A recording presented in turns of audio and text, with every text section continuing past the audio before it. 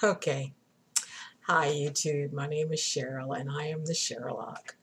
I finally figured this thing out, and I just want to come to you right now and just talk about some things that are on my mind and that are bugging me about what's on in the church. And I just want to just share my 2 cents. I've been on YouTube for about maybe 2 years now and just kind of watching everybody and kind of, I guess what I'm considered as a stalker. I'm watching everybody on there, just laughing and crying with some of you guys' comments. And I just said, well, hey, why don't I go ahead and do something like that? So this is my opportunity to share with the world of what's going on in the world of me.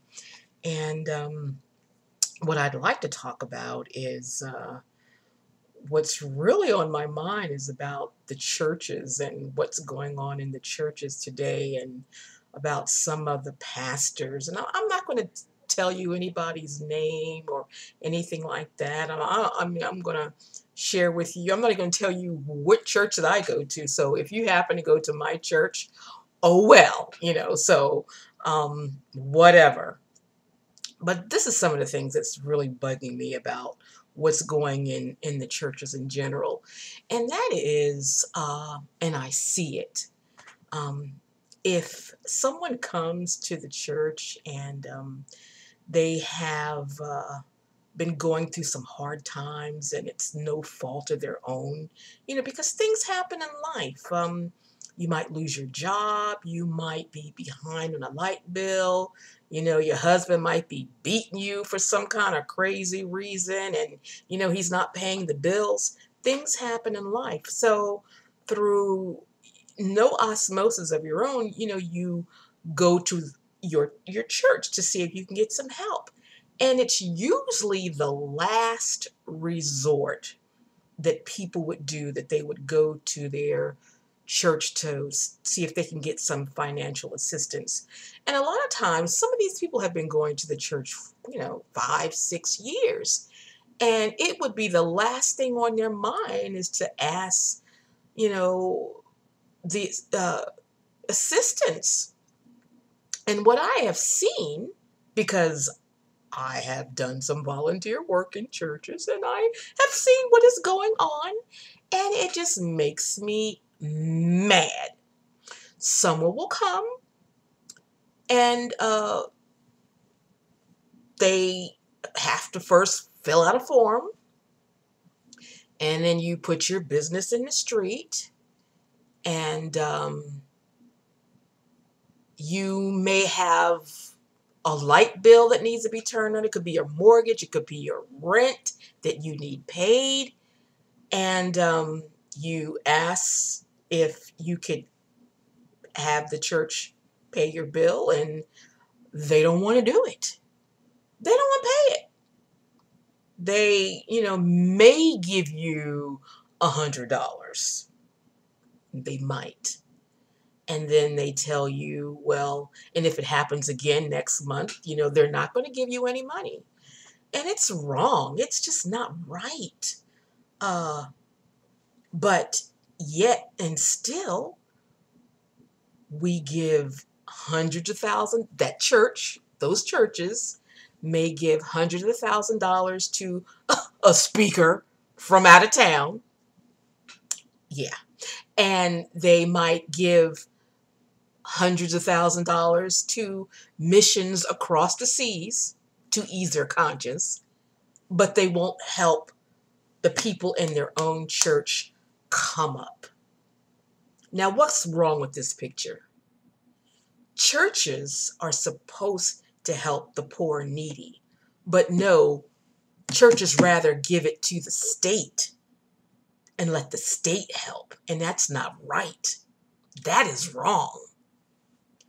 Don't tell me I'm right. I'm not right, because I know I'm right. I know what I see all the time. So, uh, churches, you need to get yourself together, because God is not pleased, and this is wrong. So why do you spend thousands of dollars on missions across the seas instead of helping your own people. Now, don't get me wrong. I love missions, and I always wanted to be a missionary. And I continually give to the poor and needy. I mean, even outside of my church. I mean, really, I'm always giving to somebody. Uh, and I love ministry. I love missions. I love the mission field. I wanted to be a missionary for goodness sake, but I can't. So why I write what I do now is I give to missions. But it hurts me so much that when people are your own people come to you in need and you don't want to give them any money. It's pathetic. It's disgusting. And it's not right. And like I say, he's watching. So I am just letting you know my church, for one, has done this and is doing it, and people know it, and we talk and we see it. So I'm just letting you know now. It ain't right. Okay? So I'm praying for my church. I'm praying for the people there. But stop crying for money, money, money, money, money, and you're not even helping the people in your own church. Some of those people, and that's why you see such a turnaround. People are, there's such a turnover. I mean, how many times in my church I never, you see people like every 6 months, different people every 6 months. Uh, there's nobody stays. Nobody ever stays. But yet you're always talking about money and breakthroughs and, whatever. And please, talk about some real issues, okay? Talk about how we need to really seek after the face of God, how we need to stay before God, prayer, fasting, because the hour is really short. Christ is coming back really soon. You know, I guess I'm just off my soapbox today, but get it together, please. People are watching, people see you, pastors, and it's just not right. But oh yeah, another pet peeve of mine is that when the pastors are, they're always up on top and they've got the little sheeple at the bottom, and they never teach the sheep how to progress and to make money. They'll mention something about, what they've done, but they don't really show you how to do it. You know what I mean? They don't really want you to surpass them. And that's just not right. Uh, it's not right. Teach the people how to prosper and how to make money and how to bring themselves up out of poverty.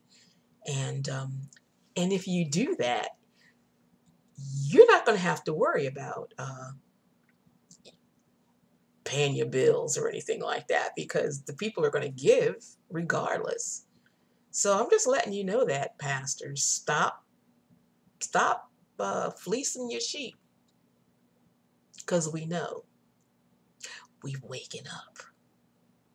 Okay. My name is Cheryl, and I'm the Sherlock, and God bless you all. Bye.